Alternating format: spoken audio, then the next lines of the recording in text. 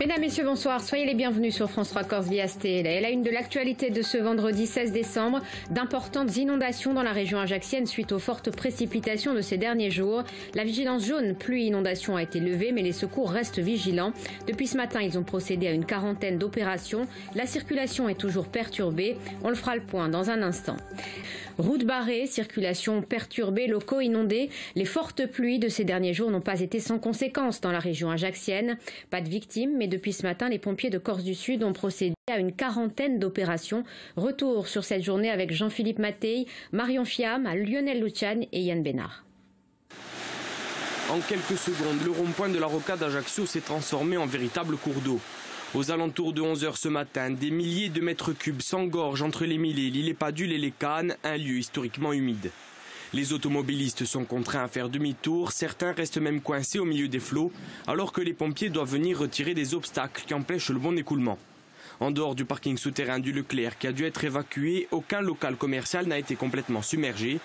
Aux alentours, d'autres secteurs ont été fortement impactés, comme le Loreto et Castellucci, où là aussi, les voitures ont du mal à circuler. Le dénominateur commun à l'inondation de ces secteurs, la petite rivière de l'Arbitron est sortie de son lit après avoir encaissé 21 mm de précipitations en 1 heure. Ce qu'on a constaté aujourd'hui, c'est que le secteur aval n'a pas eu de désordre particulier.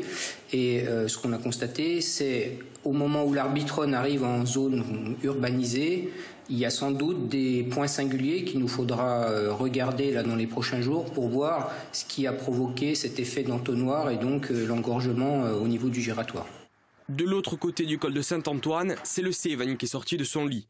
Résultat, plusieurs habitations et commerces comme ce restaurant en bord de mer se sont retrouvés inondés et ont essuyé des dégâts conséquents. D'un coup, j'ai entendu de l'eau couler, une avalanche d'eau. C'était impressionnant. Donc je sors pour découvrir et j'ai trouvé l'escalier en avalanche. L'eau, elle est rentrée dans la cuisine. Il y a eu presque 5 cm d'eau de partout. C'était impressionnant. Le cumulus à l'extérieur, il était trempé dans l'eau. C'était inimaginable ce qui est arrivé.